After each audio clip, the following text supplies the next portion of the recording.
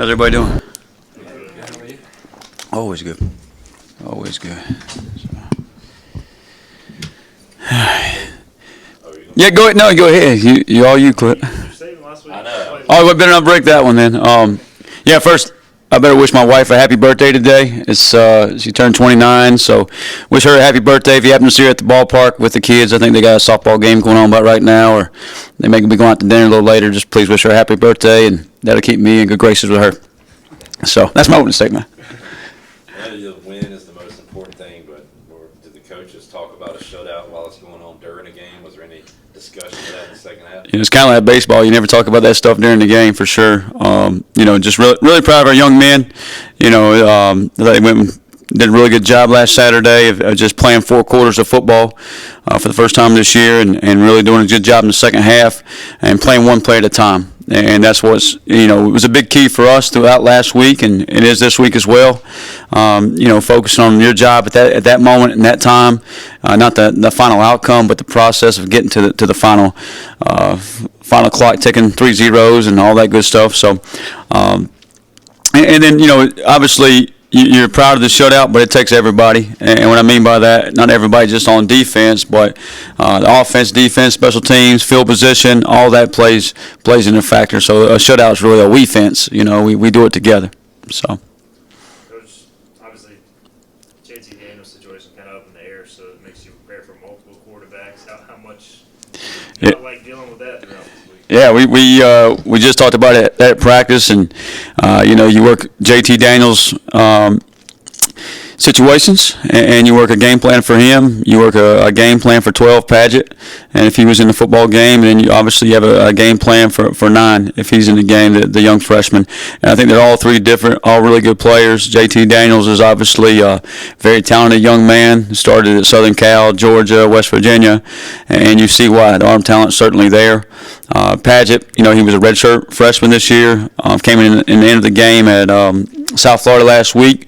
A tough loss for those guys. I think a few breaks go the other way, and they probably come out of there with a win, and they're sitting here 3-1, and beat a really good Houston team, as well. But he does some good things. He played in 4 games last year, played in the bowl game, redshirted, probably a little bit more mobile than JT. And then you got the freshman who came in, second half of the Texas Southern game, and certainly athletic, 100-meter guy in high school. So he's more of a running quarterback that could take off, scramble, those type of things. So certainly have our hands full, 3 different game plans for 3 different quarterbacks. But I think, at the end of the day, we got to make sure we focus on us, how we're going about our business this week, focus on 1-0 this week, and make sure we do a great job Tuesday, Wednesday, Thursday to get to Saturday.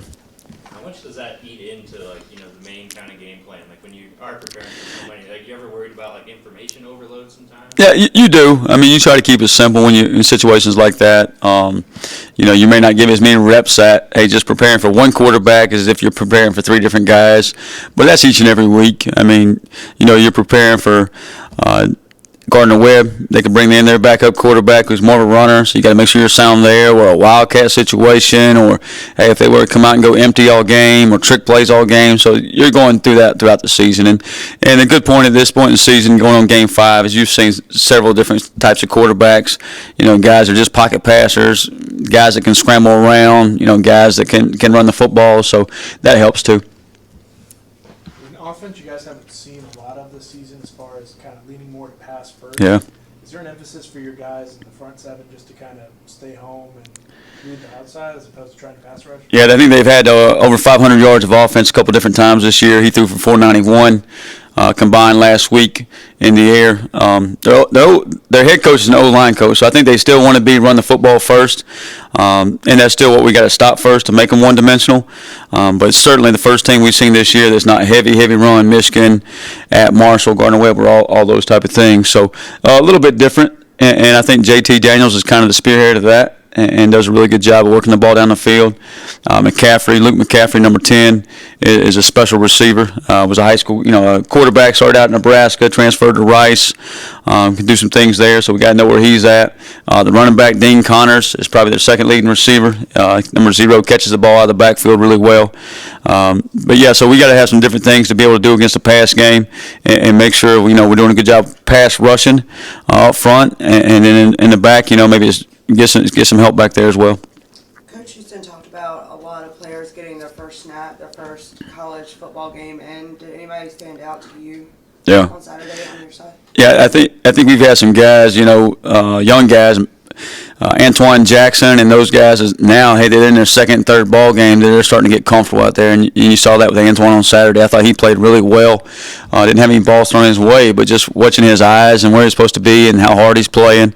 Zakai Barker came in late in the game, did a really good job there. Sam Danka was one that, he continues to flash, and it's hard to miss him on the field, knock the ball down.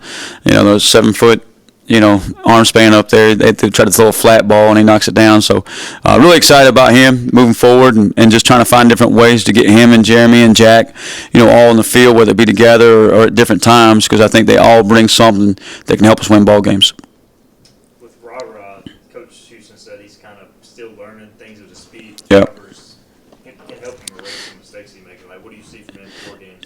He makes plays. I mean, he makes plays on the perimeter. Sometimes he may make a mistake, but he's playing physical out there and playing hard out there. And, I thought he was kind of in his element the other night. And, it's his first time playing that nickel outside backer position.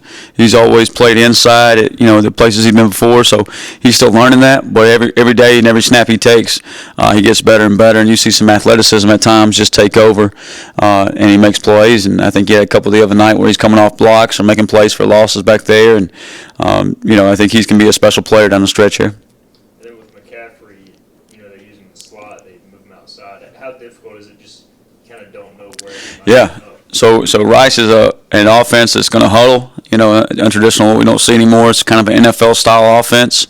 They're going to huddle. They're going to snap the ball with 5-6 seconds on the clock. I think they're the second slowest offense with the play clock, snapping it down in college football right now. They have some tempo in there, but not much.